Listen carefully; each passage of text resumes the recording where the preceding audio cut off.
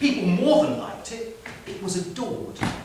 Everyone played it for their loved ones, and although doing that was immediately a cliche, it somehow wasn't, because the song seemed to speak personally to whoever heard it. It was universal, but it was also specifically about them. The former child prodigy, former composer, gave the song a listen. He didn't much care for it. He couldn't have explained why he caught that flight to Lisbon, why from there he took a 7-hour coach trip into the Portuguese hinterland. He didn't know what he was going to do when he found Gutierrez.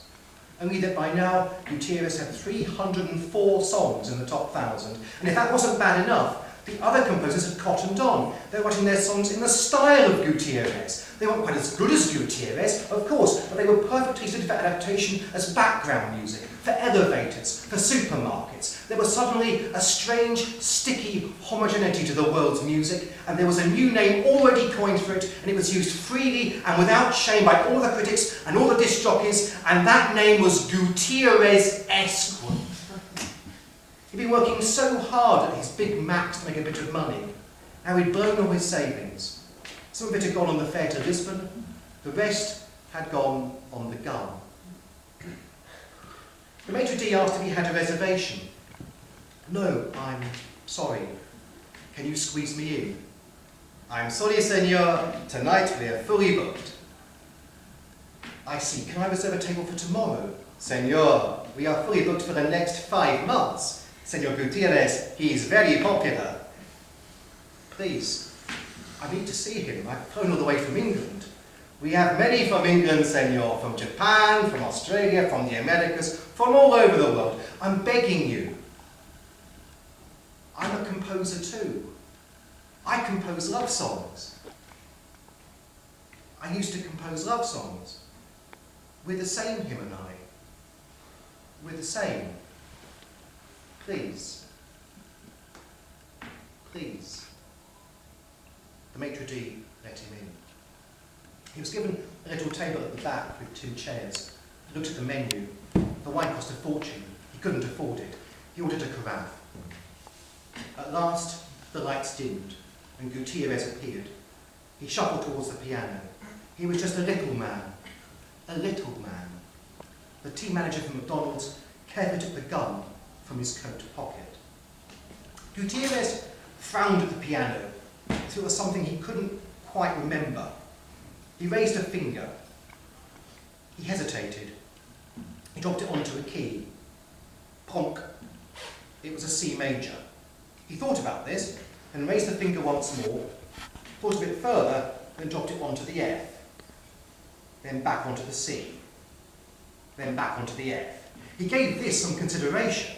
He took his hand away from the piano altogether, stared at it once more, then raised his hand, raised his finger, held it in the air, then let it fall at last.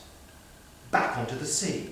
Then faster, another C, another F, another C, then the single finger exploring further, excited, picking out other notes, at random, a mess. Our hero wanted to laugh. Gutierrez wasn't worth killing. He wasn't worth the price of a wine carafe.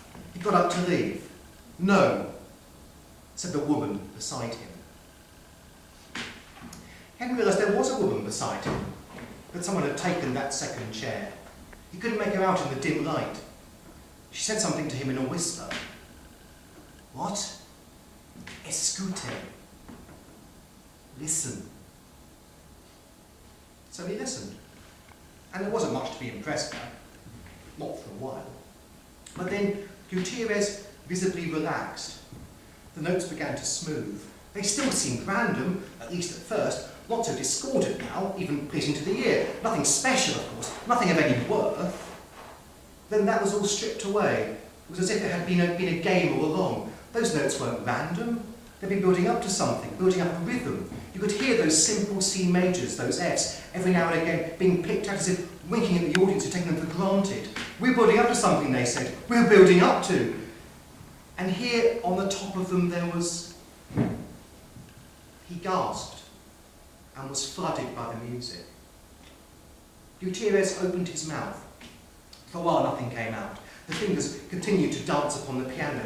The music hadn't reached his head yet. The mouth hung open, waiting for it to do so. And then words tumbled out. Gutierrez was not a great singer. He didn't have to be. He didn't know what Gutierrez was singing about. He didn't have to. He didn't have to know anything. He wasn't a composer anymore, or a man who had once been a composer but had given up, or a man who had once been a composer and who could never give up, not really, no matter how much he failed. He was a little boy. He was a little boy who listened to love songs. He was a little boy in love with love. He turned to the woman, and he could barely see her. It dawned on him this was because he was crying. She put what she was holding onto the table, and with her hand now freed, reached for his. He looked at her closely, and he knew that he loved her. It wasn't that she was beautiful, it wasn't that, but she was there. She was there amongst the music. Listen, she mouthed, and he nodded happily. She held his hand tightly. It was smaller than his, but strong, stronger. He saw that she was crying too. He saw what she put upon the table. He saw that she too had come with a gun. He didn't know what he could ever say to her, if he could ever find the right words. But for that moment, he was in love, and it was the fullest and richest love he'd ever felt. He gazed at her, and she gazed at him, and they listened. They listened, and hoped that the love song would never end.